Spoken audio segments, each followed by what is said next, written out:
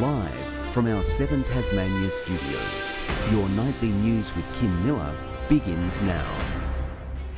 Good evening, everyone. A historic and much anticipated report into how successive governments have handled child sexual abuse in Tasmanian institutions has been released publicly. It was tabled by the Premier in State Parliament this morning. Our political reporter Josh Duggan was there. Josh, the report is incredibly thorough and also incredibly damning. Kim, the report speaks to enormous failures in what should be an undeniable task, keeping kids safe. They range from just simply not making sure that the policies and procedures were in place to do that, to failing to deal with abuse or the perpetrators. However, it also provides a way forward. Unspoken for generations, now in print for all to read. It is time for change, time to reflect on some of our most painful moments in Tasmania's history. The Commission of Inquiry into the Tasmanian Government's responses to child sexual abuse in institutional settings tabled today in State Parliament.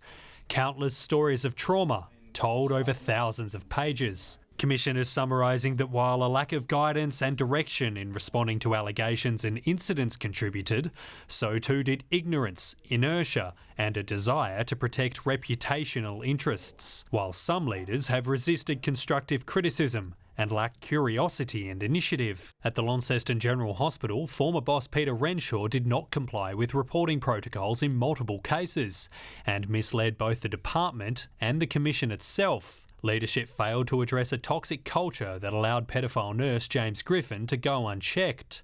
Failed to respond appropriately to complaints, quote, suggesting they were not concerned by his conduct.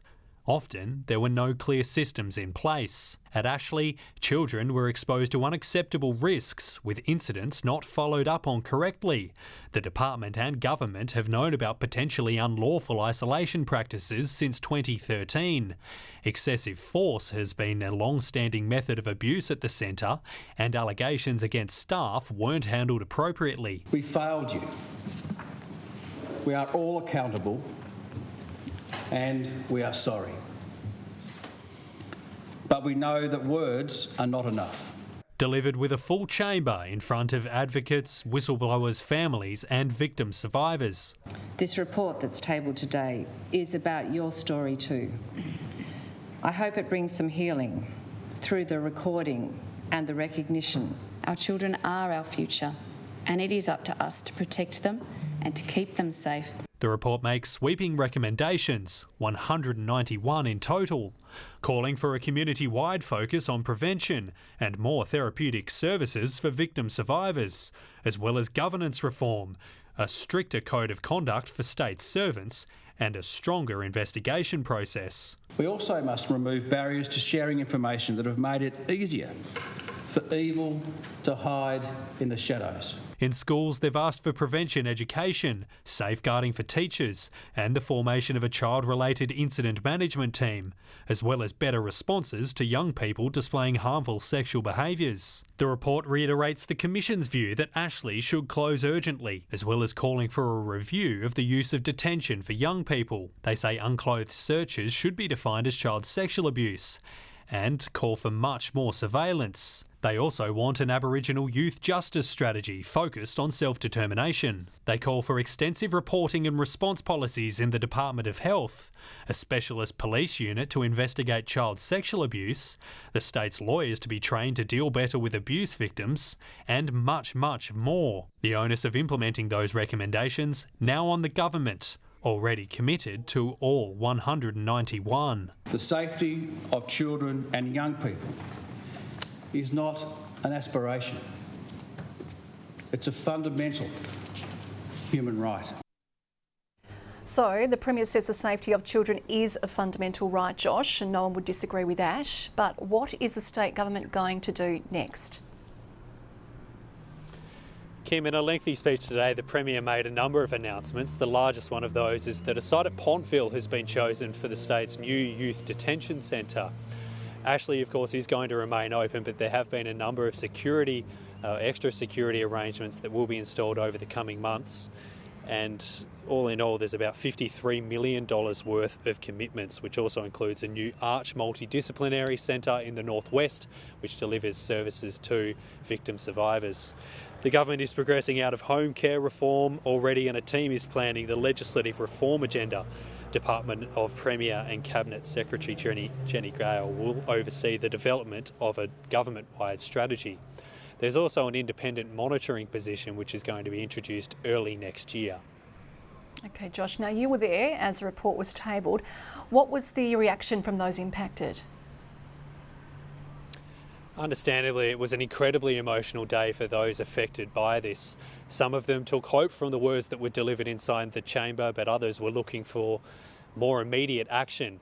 However, what they all shared is feeling incredibly moved and honoured by the work that the Commission has done. A day to reflect and remember.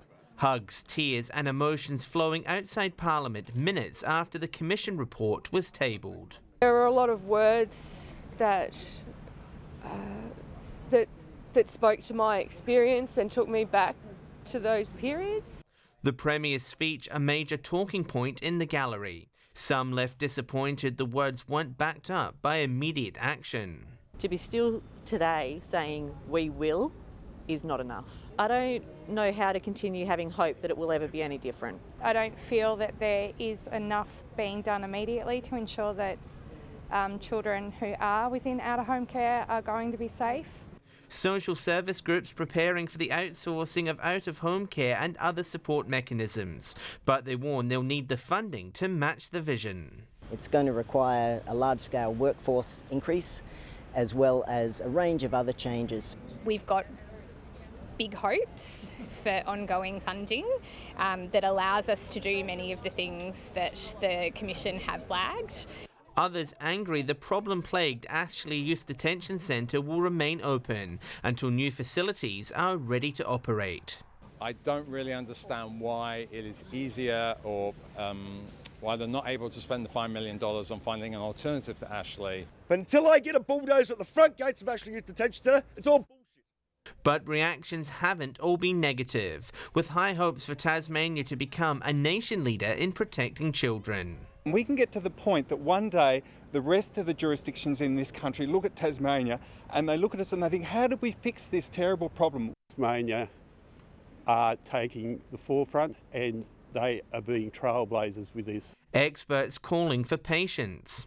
We need to get this right. All the changes in that report are going to take a long time. The family of Zoe Duncan have waited 20 years for her story to be acknowledged. They're hoping this becomes a watershed moment. That we can look back on this in 100 years and say, this is where it changed. I think she would be pleased with what's happened today. Mr Otcliffe said today that Tasmania needs to lead the way in the nation to protect children, and I look forward to them committing to that. One of the state's leading advocates say time will tell about these reforms. The proof will be in the pudding.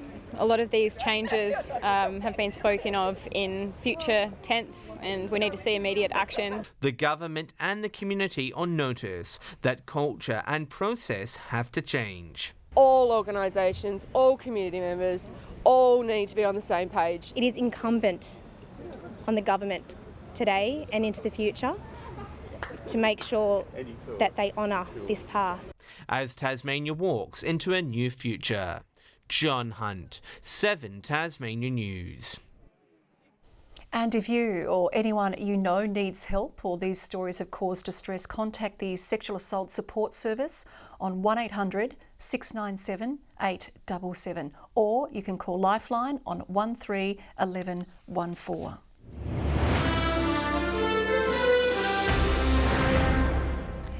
A top Tasmanian horse trainer has been disqualified until next year for training horses while suspended.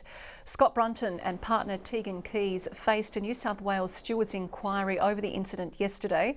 Both pleaded guilty to failing to observe a direction from stewards and were hit with 4-month bans. Brunton was stripped of his licence earlier this month following a federal court decision to liquidate his company. Our public health system has been hit with another gastro outbreak, this time at a ward inside the Launceston General Hospital. The Health Department has confirmed some beds have been closed so safe staffing levels can be maintained, adding it's taking every precaution to ensure patients are protected. The voice debate has taken an ugly turn, with reports yes signs are being targeted by vandals. A Tasmanian Senator's office has fallen victim to one of the attacks and is calling out increasing toxicity over the referendum.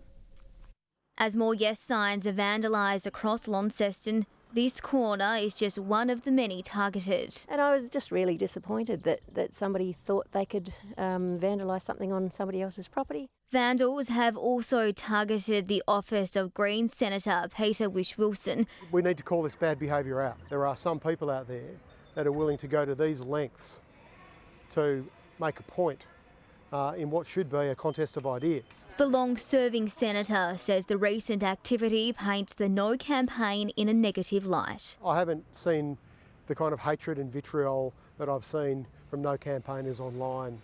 To be honest, I think this is the most divisive and toxic campaign I've seen. It's only one or two individuals that are doing it, obviously. It's a reflection on them more than anything else.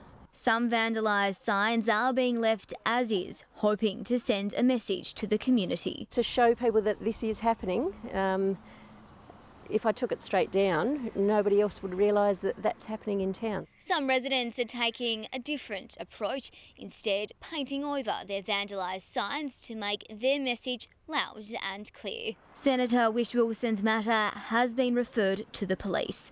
Victoria Easto, 7 Tasmania News. A new partnership of land and sea is hoping to inspire more Tasmanian children to adopt a healthier lifestyle. The Jack Jumpers are promising to play a vital role in the new school program ahead of the NBL season opener. The first taste of a new deal ahead of a fresh season. Oh, it's going to be all right. It's been a long pre-season and we're just really excited to get going. The Jack Jumpers getting some last-minute training as they prepare to head west to take on the Wildcats in round 1 of the NBL season.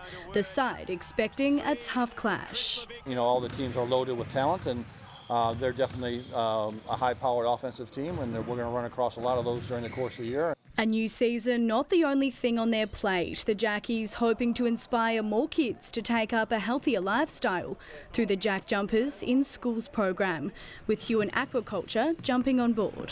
For us, this is a really great opportunity to now have a greater impact across the state, and working with the Jack Jumpers gives us this opportunity to engage with kids across Tasmania in schools all over the state.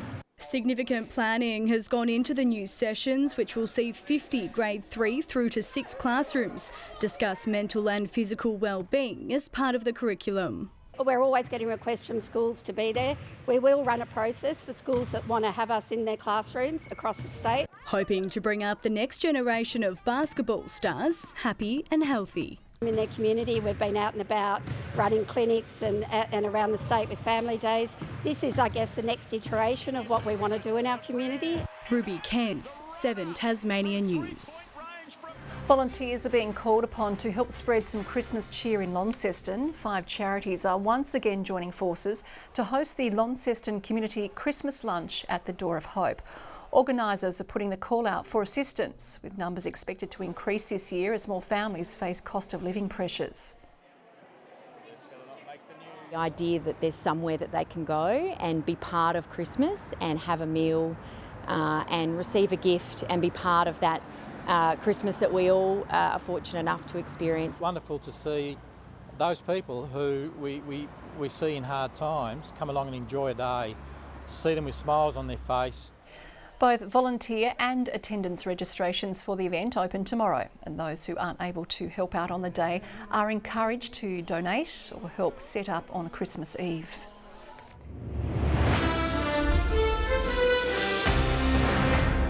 A team of talented Tasmanian netballers have jetted off to the Gold Coast to test their skills against the world.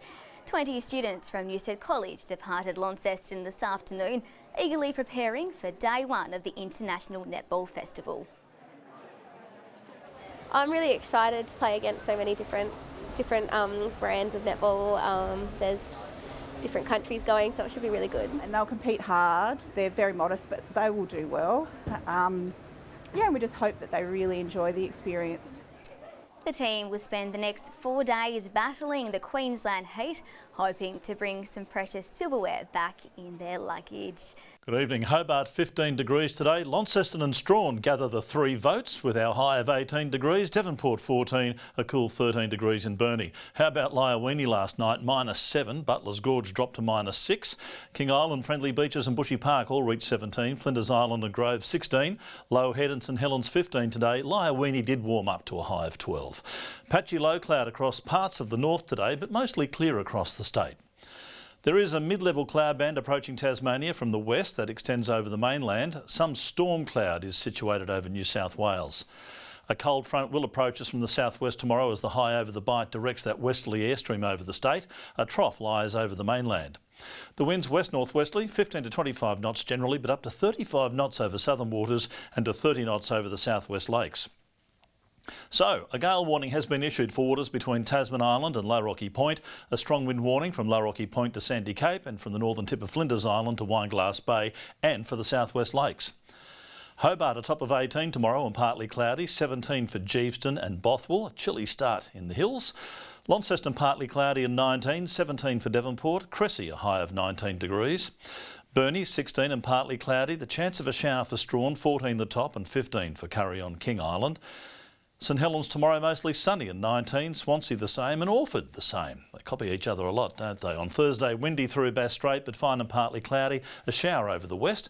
Hobart and Strawn may be fine, apart from a shower later in the day, fine and partly cloudy elsewhere on Friday. And on Saturday, keep the grand final barbie out of the northwesterly winds. Should be fine and partly cloudy again, but the west coast exposed to another shower. Sunny and 34 in Perth tomorrow, Adelaide 21 and fine, just 17 in Melbourne, a shower for Sydney and 23 degrees, a sunny 31 on the way for Brisbane. Down to 9 degrees at the moment in Hobart, 11 and clear in Launceston and Devonport currently 10 degrees. And Kim, I'd like to congratulate next year's Brownlow medal winner, Errol Goulden. We tipped Buddy this year, so I don't know how you go next. Well, that is all your news for this Tuesday, September 26. We will have updates later. Thanks for your company tonight. Good night.